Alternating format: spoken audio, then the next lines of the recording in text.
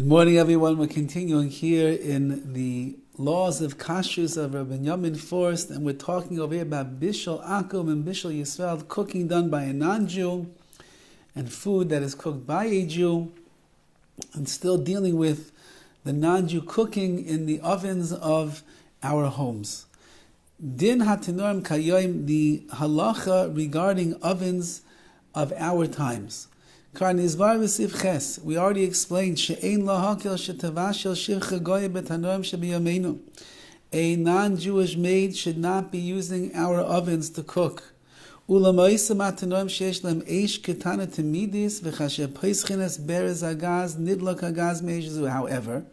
if there's something known as a pilot light, which is a gas light that is turned on, that is lit by the Jew in the oven.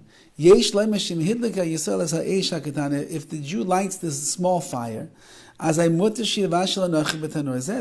the non-Jew would be allowed to cook with this oven. Why? Because we could rely upon what we learned previously. According to the Paiskim, the halachic authorities, if the goy would light a fire from the fire that the Jew already lit, that is not called Bishul Akum, that's Bishul Yisrael, because the fire initially was lit by the Jew. So if there's a pilot light in the oven, and now the goy turns on the stove, and the stove is only getting its fire because there already was a fire there that was lit by the Jew, that says therefore should be mutter permissible. Amnam, however,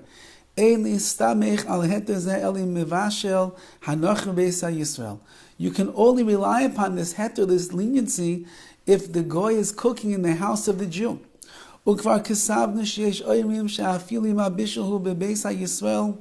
And we already explained that if you're cooking in the house of the Jew, still, you should only use this b'shas hadachak in pressing times. That means that what? When we don't want to rely upon kulas, upon leniencies, more than is necessary. Ulam hatanorm achadoshim sheilem eish temidis.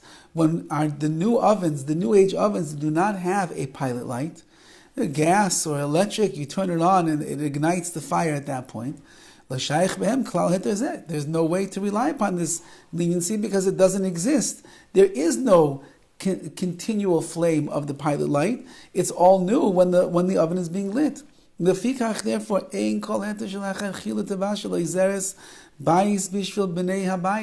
there's no way then that the maid is really able to cook for the Jews in their house. However, and this is an important halacha, if the food was already cooked and you need the maid to heat it up, in that instance she's allowed to turn on the oven. She's allowed to turn on the stove merely to heat up the food, because that is not called cooking. That is called heating up food that was already cooked, and therefore there's no prohibition of bishul akum in that case.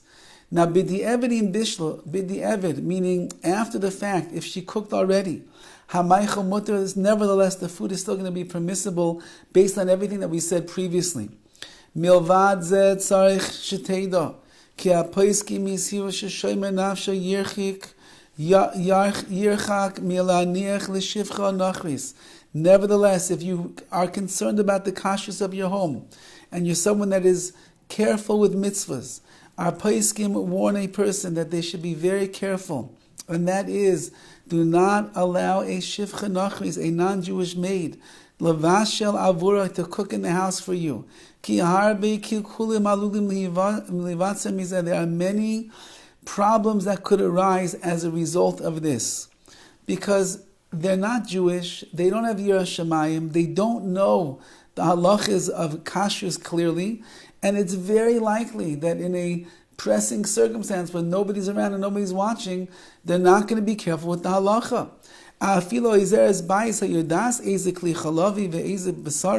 Even if you have a maid who knows, she knows the right side of the kitchen is for milk and the left side of the kitchen is for meat. Umasir and oisa she'em la'achlifa, and you warn her continuously, never switch them. The meat can never be used the meat knife can never be used to cut the pizza, and the milk knife can never be used to cut the meat. Nevertheless, im kozais eino ne'menes lishma al kashrus ha'machal makelim. She doesn't have the ne'manis, the believability. We cannot trust her that she's going to guard the kashrus, the kosherness of your house, of the food and the vessels. The asala amina, and you're not allowed to believe her when she says what she did or what she didn't do. This is even referring to a Jewish maid, if she doesn't keep Shabbos. A Jewish person who does not keep the Shabbos, they have no nemanis, they do not have any trust or reliability when it comes to the laws of kashrus, and therefore you cannot believe them, even if they say something. Therefore, if you have a reason why the maid needs to cook in the house, you must go speak to your local Orthodox rabbi and figure out a way in which you can have the non-Jewish maid cooking in your house, especially if it's something on a regular basis. You have to have tactics in place. You have to have very clear guidelines in the kitchen in order to be able to ensure that, God forbid, there's not going to be a breach in the laws of kashrus going on in your kitchen and in the food that's being served on your table. Have a wonderful day.